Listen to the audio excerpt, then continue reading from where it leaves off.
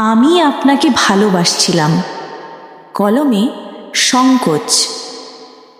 আমি আপনাকে ভালোবাসছিলাম, জানেন? কেন বাসছিলাম সেটাও কি জানেন?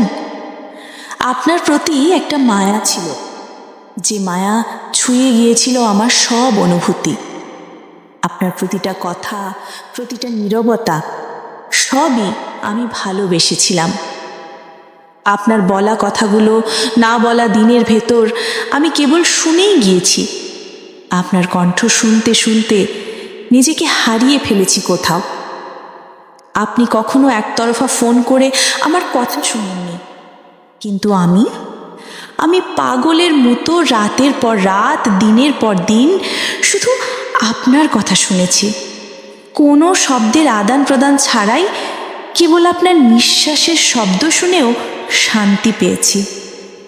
জানেন, আপনার কথা আমার খুব মায়া লাগতো। আপনার কণ্ঠ শুনলেই মনে হতো আমি সব ভুলে যেতে পারি, আমার সমস্ত ক্লান্তি গলে যেতে পারে, শুধু যদি আপনার কথা শুনতে পারি। আপনি কখনো ভাবেননি আমার অপেক্ষার কথা, আমার নিঃশব্দ ভালোবাসার কথা। কিন্তু আমি জানি ভালোবাসা কখনো উত্তর প্রত্যাশা করে না। ভালোবাসা শুধু থেকে যায় নিঃশব্দে এক পাশে।